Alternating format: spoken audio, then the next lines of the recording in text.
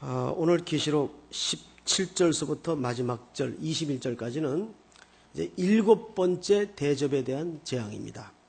실질적으로 재앙에 대한 상징으로서는 마지막 그림이 되겠습니다. 마지막이라는 표현이 좀 쓰기에 조심스러운데요. 마지막이라는 표현을 쓰면 꼭 우리 성도님들이 청중의 입장에서 듣기에는 이게 이제 시간 끝에 또는 역사 끝에 펼쳐지는 어떤 그림이겠거니 이렇게 이해를 할 수가 있습니다. 그 마지막 심판과 이 마지막 심판은 전혀 내용이 다릅니다. 예를 들어 저 역사의 끝에 예수님 다시 오시면 우리 모두가 경험하게 될 그 끝의 심판은 계시록 20장에 이렇게 소개를 하고 있어요. 한번 볼까요? 20장 21절, 11절. 보통 우리가 이것을 최종적 심판 또는 백보자 심판이라고도 불리우는데 11절 보십시다. 제가 좀 읽겠습니다. 또 내가 크고 흰 보좌와 그 위에 앉으신 이를 보니 땅과 하늘이 그 앞에 피하여 간데없더라. 또 내가 보니 죽은 자들이 큰 자나 작은 자나 그 보좌 앞에 서 있는데 책들이 펴있고 다른 책이 펴졌으니 곧 생명책이라. 죽은 자들이 자기 행위를 따라 책들에 기록된 대로 심판을 받으니 바다가 그 가운데에서 죽은 자들을 내주고 또 사망과 음부도 그 가운데에서 죽은 자들을 내주매 각 사람이 자기 행위대로 심판을 받고 사망과 음부도 불못에 던져지니 이것은 둘째 사망 곧 불못이라. 누구든지 생명책에 기록되지 못한 자는 불못에 던져지더라. 자, 이 내용이 그야말로 우리가 알고 있는 그 종말의 마지막 시간에 나타날 심판의 그림이에요. 그래서 명확합니다. 생명책에 등록되어 있는 사람은 이 심판을 면하는 정도가 아니라 영원히 하나님과 동고동락하는 그 은혜의 세계로 들어가게 되고, 생명책에 쓰여져 있지 않는 사람들은 불못에 던져지는 둘째 사망을 이제 맞게 된다는 그림이죠. 이것은 예수님이 오시면 역사가 끝이 날 것이고 그 역사의 끝에 이제 명명백백하게 갈라지고 벌어질 심판의 내용입니다. 그런데 이제 오늘 우리가 끝내게 될 이 재앙의 그림은 그 시간에 벌어지는 심판이나 재앙이 아니고 오늘 여전히 이 종말의 시대를 살아가는 그리스도인들에게 또 겹쳐질 내용으로서 소개되고 있습니다. 그래서 구분을 좀 하시고 오늘 이 7번째 마지막 재앙에 대해서 들여다보도록 하십시다. 자, 16장 17절을 한번 볼까요?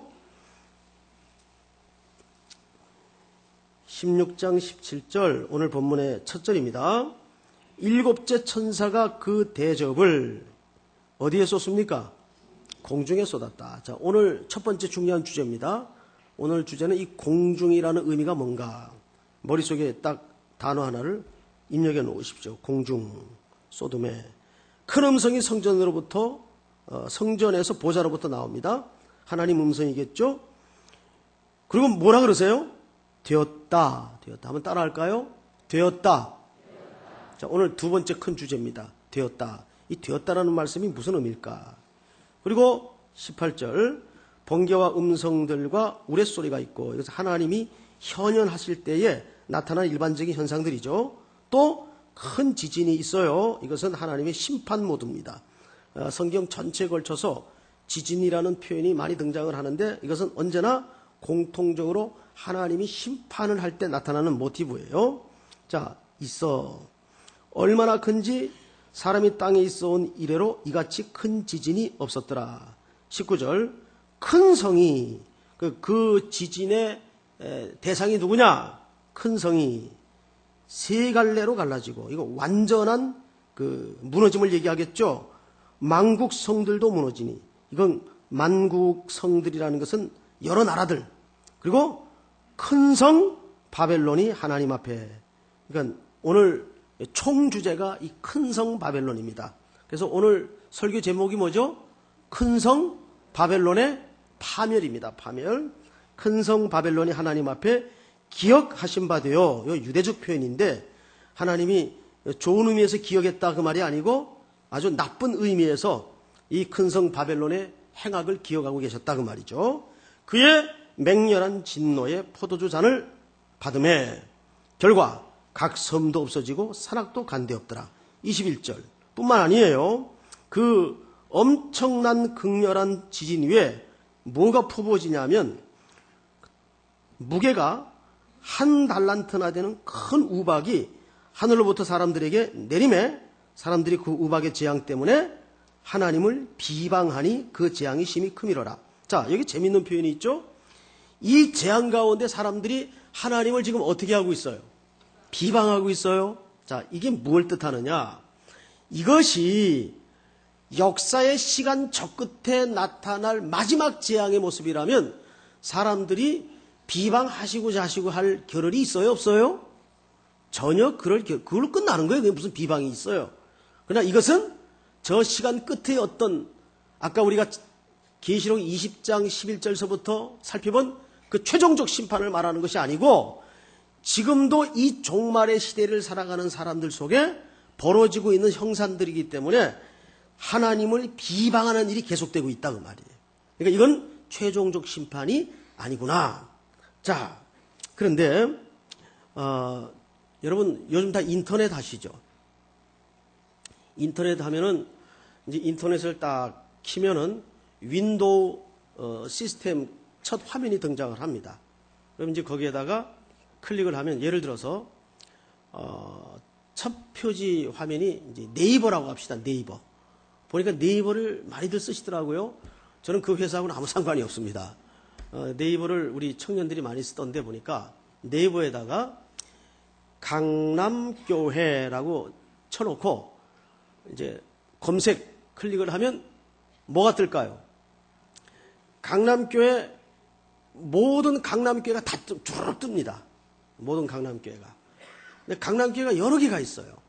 그중에 이제 대표적인 강남교회가 저 2단 강남교회가 하나 있고 저 강남 쪽에 또 순복음 쪽에 강남교회가 하나 있어요.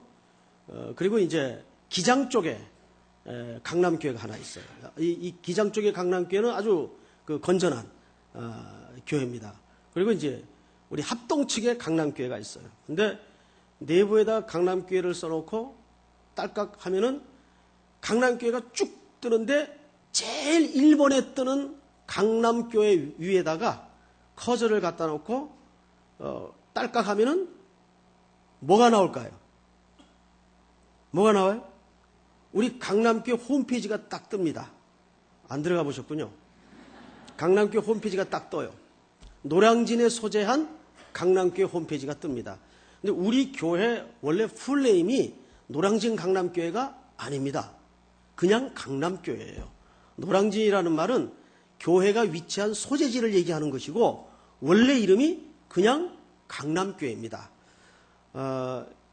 뜨면은 거기에 이제 중앙 부분에 못생긴 목사 얼굴 하나가 딱 등장을 하고 그다음에 각 부서로 상세하게 들어갈 수 있는 이제 매뉴얼이 쭉 설명이 되어 있죠. 자, 오늘 제일 중요한 주제가 큰 성 바벨론입니다. 그래서 오늘 본문에 해당하는 계시록 16장 17절서부터 21절까지는 큰 성 바벨론이라는 글자에 해당된다면 이제 거기다가 커저를 놓고 마우스를 왼쪽 부분을 딸깍하면은 왼쪽 부분 맞나요? 맞아요. 왼쪽 부분. 딸깍하면은 쫙 창이 열리는데 바벨론에 대한 상세한 내용들이 나와야 되겠죠. 그게 17장, 18장 내용입니다. 그래서 사실 오늘 내용은 17장, 18장까지를 전부 포괄하고 있는 내용이에요. 예를 들면 17장, 18장은 큰 성 바벨론에 대한 설명과 그 큰 성 바벨론이 어떻게 철저히 무너지고 파멸될 것인가를 조금 더 상세하게 그린 내용이 18장까지의 내용이에요. 그리고 19장부터는 어린 양과 우리 교회와의 혼인잔치, 이 새로운 결론이 이제 등장을 합니다. 이렇게 되면 이제 계시록도 거의 다 마무리가 되는 것입니다. 계시록은 굉장히 구조가 사실은 간단하게 돼 있어요. 목사가 복잡하게 설명해서 그렇지 이 계시록 자체는 구조가 굉장히 간단하게 돼 있습니다. 자, 그러면 이제 조금 더 상세하게 들어가기 위해서 이제 오늘 17절로 다시 눈을 돌려서 본문을 읽어보십시다. 일곱째 천사가 그 대접을 어디에 쏟았다고 했죠? 공중에 쏟았다. 자, 여러분, 이 공중이라는 말은 물리적인 대기권을 얘기하는 것이 아니라 에베소서 2장 2절을 빨리 좀 찾으세요. 여기 손으로 꼽아두시고 에베소서 2장 2절.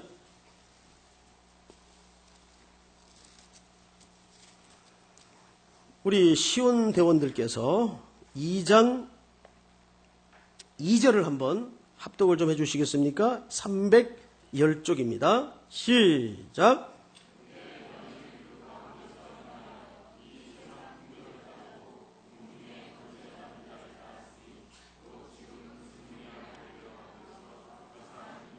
아멘. 자, 보세요. 눈을 성경에 고정시키고 불순종의 아들들 가운데 역사하는 영, 이건 사탄을 얘기합니다. 그런데 이 사탄이 어디 권세를 잡고 있어요? 공중 권세를 잡고 있어요. 맞죠? 네, 여기를 보세요. 그러니까 여기서 성경에서 말하는 공중이라는 말은 이런 물리적인 대기권의 공간을 얘기하는 것이 아니고 사탄이 활동하는, 그리고 사탄의 영향력과 그 가치와 그 원리가 통용되는 모든 것을 통칭해서 뭐라 그래요? 공중 권세라 그래요. 근데 이 권세를 누가 붙잡고 있어요? 사탄이 붙잡고 있다 그 말이에요. 어둠의 영의 아들. 자, 보세요. 2장 2절. 그때 너희는 그 가운데 행하여 이 세상 풍조를 따르고 공중의 권세 잡은 자를 따랐으니 곧 지금 불순종의 아들들 가운데 역사하는 영이라. 누굴 가리킵니까? 사탄을 가리키고 공중은 그의 영향력 아래에 있는 모든 가치, 세상의 풍조, 원리를 통칭하는 표현입니다. 오늘 본문으로 다시 가보세요. 계시록 16장. 자, 이 일곱째 마지막 번째 대접을 천사가 어디에 쏟았다 그랬어요? 공중에 쏟았다 그랬어요. 그러니까 이것은 어디예요? 공간적으로? 사탄이 권세를 가지고 활동하는 모든 세상의 가치, 원리, 풍조에 해당하는 영역들을 얘기하는 거예요. 그러니까 이 영역은, 자, 조금 더 보십시다. 쏟으니까 어떤 이제 현상이 나타나는가 하면 큰 음성이 어디서부터 들려요? 성전. 누구의 음성이겠어요? 하나님 음성이죠. 보좌로부터 나서 이르되, 그리고 뭐라 그랬어요? 이분이? 되었다. 되었다. 한번 따라서 하시겠습니다. 되었다. 되었다. 자, 이 말을 이제 헬라 말로는 게고넨이라고 합니다. 게고넨. 자, 여러분, 앞을 좀 보실까요? 이 되었다. 이게 이제 게고넨이라는 뜻인데, 혹시 예수님이 십자가에 달려 죽으실 때 마지막 7마디, 가상칠언이라는 말 많이 들으셨죠? 마지막 7마디를 하셨는데 그 중에서도 제일 마지막 언어가 뭔지 아십니까? 어떻게 아세요? 예, 맞습니다. 다 이루었답니다. 근데 그 말이 갖는 의미와 이 의미가 동일한 의미입니다. 물론 쓰여진 단어는 달라요. 원래 다 이루었다라는 말은 헬라 말로 테텔레스타이라고 써 있습니다. 그런데 테텔레스타이나 게고논이나 의미적으로는 같아요. 그럼 이게 무엇을 뜻하느냐? 완성을 얘기합니다. 여기에서 굉장히 중요한 구원에 대한 신학적 원리가 하나 생성됩니다. 제가 이제 우리 청년들한테나 또는 성도들한테 이제 신앙이 얕은, 아직 오래되지 않은 분들에게 이제 상담을 받아요. 그러면 이 구원의 문제에 대해서 굉장히 혼란스러워하는 분들을 뜻밖의 많이 만납니다. 예를 들어 이런 거죠. 예수님이 십자가에 달려 죽으시고 마지막 말씀을 다 이루었다 말씀하셨어요. 이 말은 그 당시 의미로는 다 지불되었다 그 말이거든요. 그럼 이 말 속에 담은 구원사적 의미가 뭐냐 하면 이 말은 죽었던 너희들을 살려냈다. 요 가치만 다 이루었다 그 말이 아닙니다. 무슨 말인지 아시겠어요? 그러니까 너 죽었는데 살려냈다. 요 영역과 부분만 다 이루었다 그 말이 아니라 여기서 말하는 다 이루었다라는 말은 그가 이제 살림을 받고 거듭나서 천성문의 온전한 모습으로 하나님과 생활하며 이룰 때까지 그 모든 과정의 여정을 포함한 지불된 언어가 다 이루었다 그 말이에요. 제가 그 3부 예배 때 이런 예를 드렸는데 이 예가 적절한지 모르겠는데 의외로 성도님들이 그 눈을 반짝거리고 잘 들으시더라고요. 무슨 예를 들었는가 하면 내가 10억짜리 집을 사는데 원래 집을 사거나 이렇게 하면은 계약금을 몇 프로 거는 겁니까? 10%. 10% 걸죠. 그럼 10%가 얼마입니까? 1억 걸면 잘 거는. 근데 요즘 1억도 잘 안 걸죠. 그런데 너무 이 집이 마음에 들고 이 집은 꼭 사야 되는 집이고 이 집은 내 집이 돼야 되는 집이에요. 그래서 계약을 할 때 아예 계약금을 10억짜리 집을 10억을 걸었어. 예? 그럴 수 있죠. 10억을 걸었어요. 그러면 그 행위 속에는 이 집을 사고자 하는 이 작자가 사겠다는 의지가 어느 정도 확실한지 아시겠어요? 모르시겠어요? 알겠죠? 예. 이렇게 이제 돈 얘기로 설명을 드렸더니 이해가 빠르시더라고요, 이해가. 마찬가지예요. 예수님께서 십자가의 사건은 이제 살려놓는 것으로만 말하자면 계약금 개념으로만 존재하는 언어가 아니라 내가 너를 택한 이상은 천성문에 이를 때까지 완전히 만들고 인도할 것이다라는 강력한 의지를 담은 사건이 십자가에서 다 지불되었다는 사건이에요. 자, 그러면 운명적으로 여기 또 그쪽에 앉아 계신 우리들이 가다가 서로 넘어지고 연약해서 자빠지고 실수를 할지라도 운명적으로 이게 망할 수 있는 일입니까? 절대 망할 수가 없는 일입니까? 이 작업은 절대 망할 수가 없는 작업이고 중도 포기도 안 되는 작업이에요. 왜? 이미 다 값을 지불하셨고 이 값 속에는 구원의 온전한 완성까지를 담아낸 계약금이 아닌 전액을 지불하신 겁니다. 믿습니까, 여러분? 우리가 그 안에 그런 값어치로 존재해 있다고요.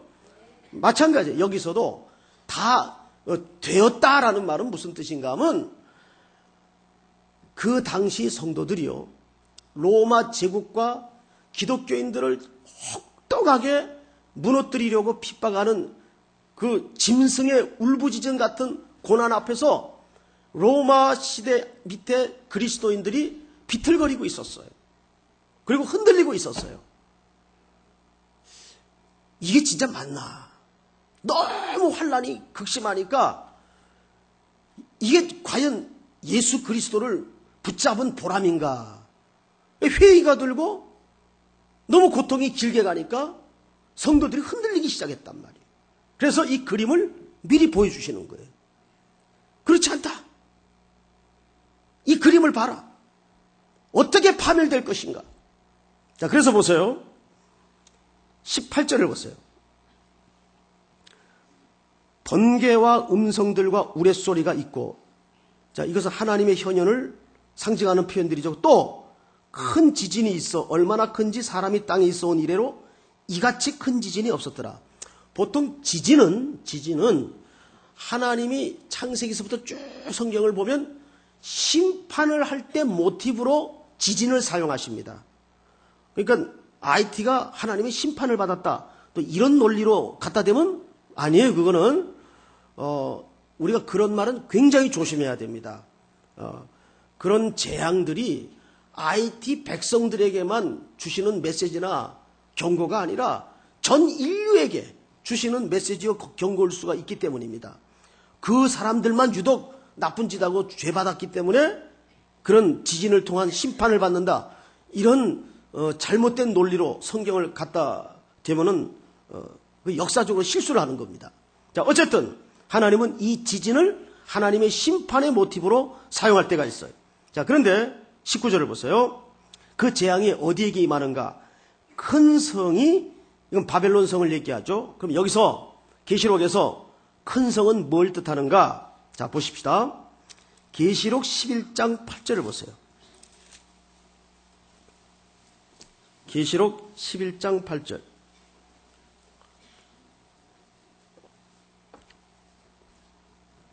거기 보시면 우리 이미 그다 강의 시간을 통해서 다루었지만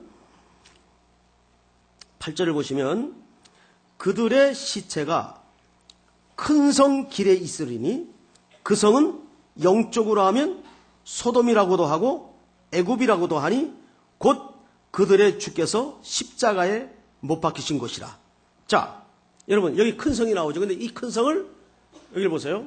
이 큰 성을 두 가지로 묘사를 했어요. 하나는 소돔이라고도 하고 또 하나는 애굽이라고도 해요. 자, 소돔은 뭐의 상징이에요?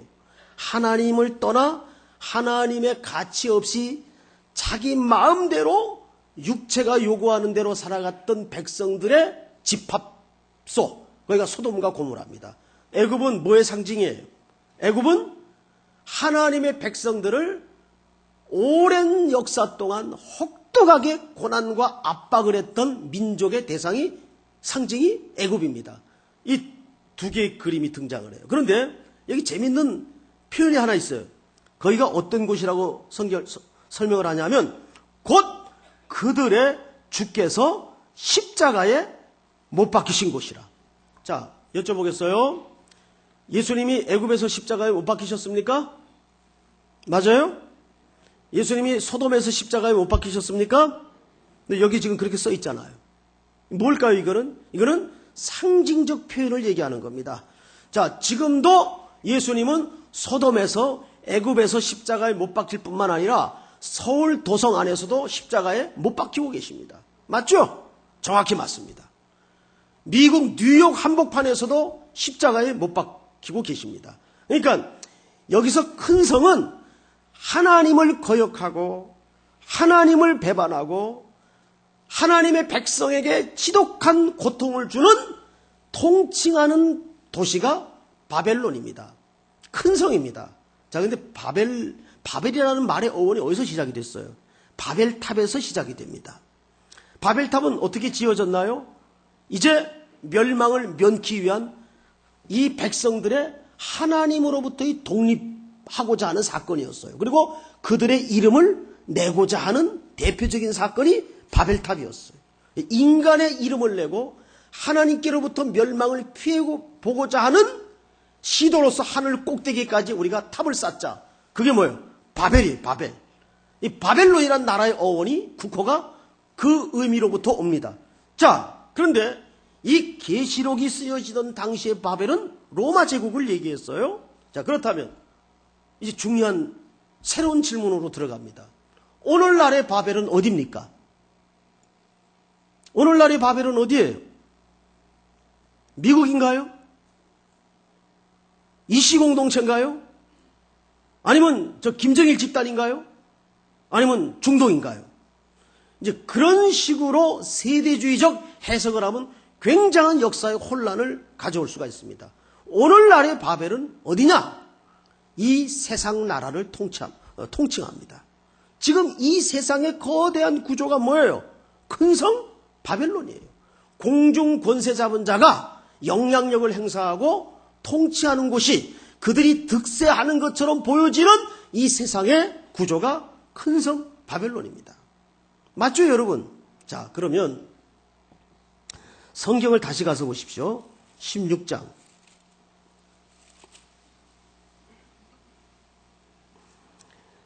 이 큰 성 바벨론에 대해서 재밌는 표현을 하나 우리가 발견할 수가 있는데 19절을 봅니다. 큰 성이 세 갈래로 갈라지고 만국의 성들도 무너지. 이거는 로마 제국 아래에 있었던 여러 나라들을 얘기합니다. 큰 성 바벨론이 하나님 앞에 기억하신 바 되어 그의 맹렬한 진노의 포도주 잔을 받음에, 자 보세요. 뭘 받았어요? 진노의 포도주 잔을 받았어요. 자, 여기서 말하는 진노의 포도주라는 것은 취한다는 개념으로서 접근을 해야 됩니다. 그러니까 이들이 취해 있는 거예요. 뭐에 취해 있어요? 세상의 가치와 세상의 원리와 사탄의 속성과 세상의 풍조에 취해서 그것이 맹렬한 진노처럼 그들을 덮어 씌운다 그 말이에요. 자, 이걸 뭐라 그러냐면 제가 요즘 읽고 있는 책 가운데 신의 미래라는 책이 있습니다. 신의 미래. 제목이 좀 심상치 않아서 이제 뽑아가지고 들다보기 시작했는데 그 책이 말하고자 하는 것은 두 가지를 얘기해요. 신의 미래. 제목이 좀 그렇잖아요? 누가 이렇게 건방진 제목으로 책을 썼을까? 들다봤어요. 그랬더니 책에서 두 가지를 얘기하는데 첫째가 지금 기독교의 영향력이 서구 유럽에서 서서히 남반부로 아프리카로 또 아시아 쪽으로 확실하게 옮겨지고 있고 특별히 일부 아시아 쪽의 국가들은 옮겨지는 정도가 아니라 그 기독교의 영향력과 세력을 온 세계로 오히려 역으로 확산시키고 있다. 이건 한국을 두고 하는 얘기입니다. 실제로 한국은 지금 선교사를 세계에서 얼마 전까지만 해도 미국 다음으로 많이 보냈는데 지금은 실질적으로 가장 많은 선교사들을 온 세계에 보내놓고 있습니다. 이런 이제 진단을 했어요.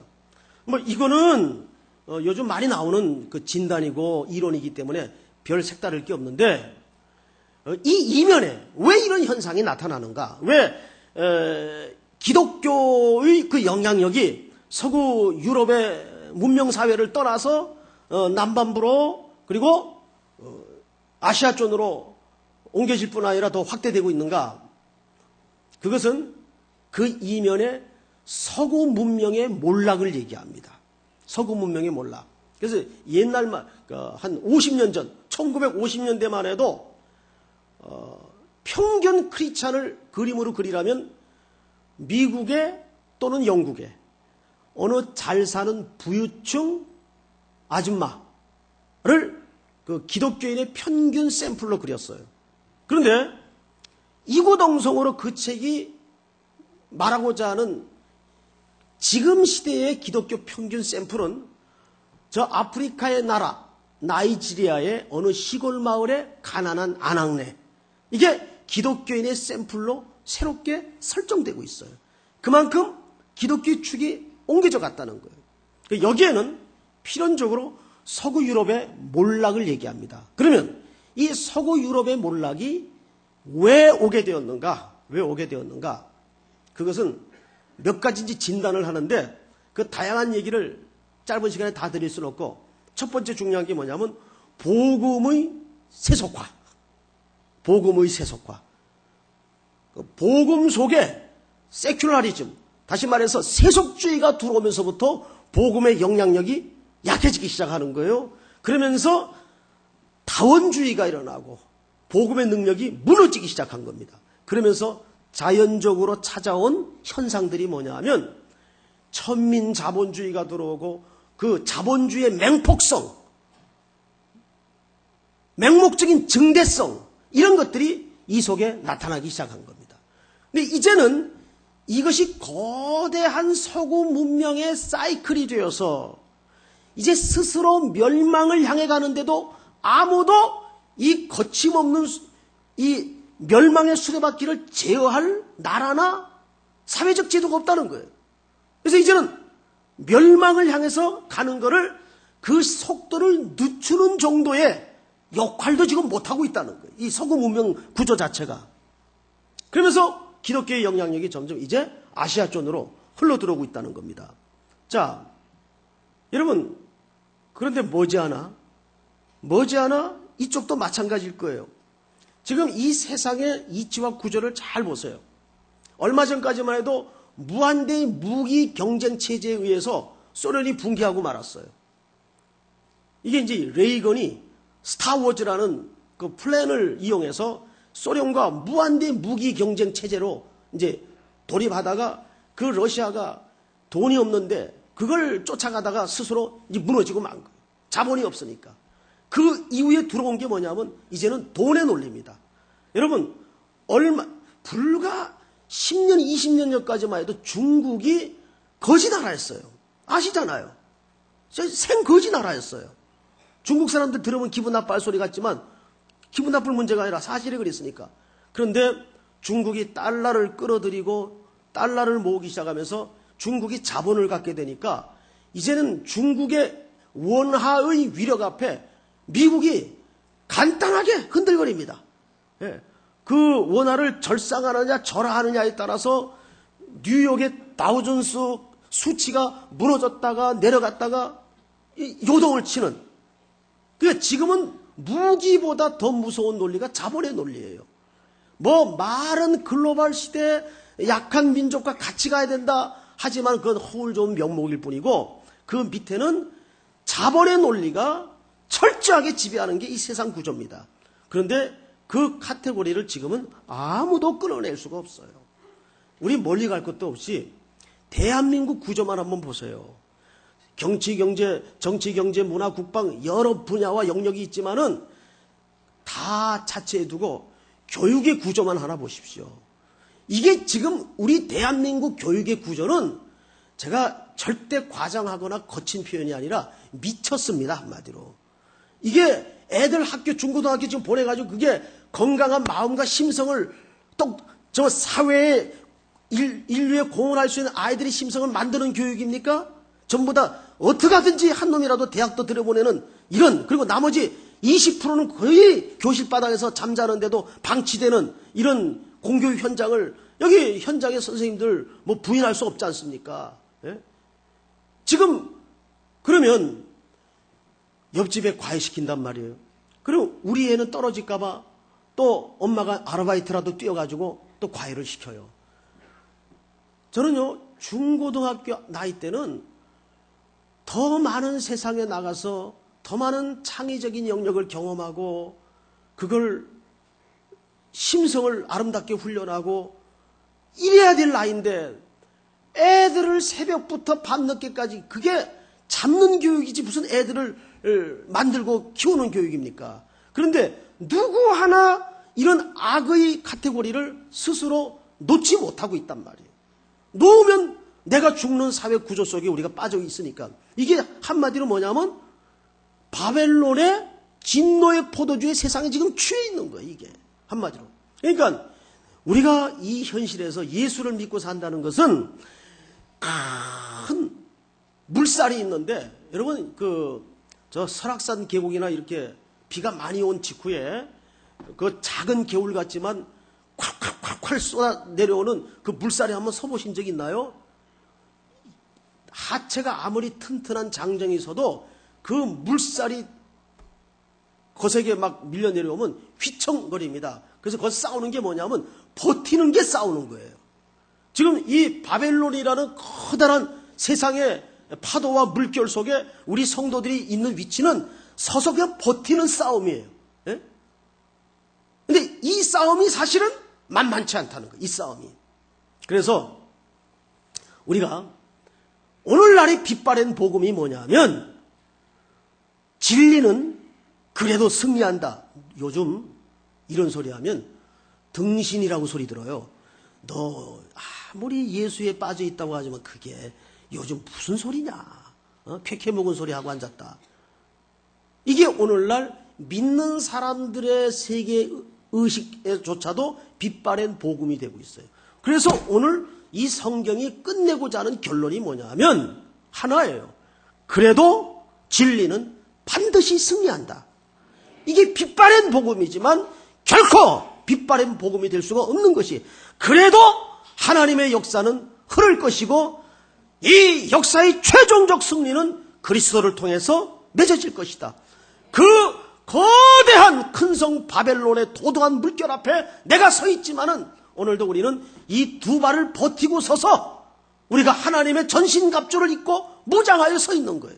그러니까 누구와 대적해서 싸우는 무장이 아니라 서 있기 위해서 무장하는 거란 말이에요. 그게 에베소서가 말하고자 하는 진리 가치입니다. 믿습니까, 여러분? 그러니까 오늘도 여러분들이 처해 있는 현실은 큰 성 바벨론의 영향력 아래 신음하는 이들도 있고 휘청거리는 사람들도 있고 넘어질 듯 말 듯 버티고 있는 사람도 있을 거예요. 그러면 우리는 또 그렇게 온 헌신을 쏟아서 한 주간을 살다가 주일날 예배의 자리에 오는 이유가 뭡니까? 와서 예배를 통해서 하나님의 존엄한 영광을 만나고 하나님의 말씀을 통해서 다시 한번 그래도 진리는 승리한다는 것을 또 붙잡고 일어나는 자리가 예배의 자리라 그 말이에요. 믿습니까, 여러분? 그래서 자꾸 성경에 보여지는 이 세상은 빛바랜 복음이라고 말하는 고리타분해 보이는 그래도 진리는 마지막에 최종적으로 그리스도를 통해서 승리할 것이라는 이 말씀 붙잡고 오늘도 또 한 주간을 버티어서는 승리자가 될 수 있기를 주의 이름으로 축복합니다.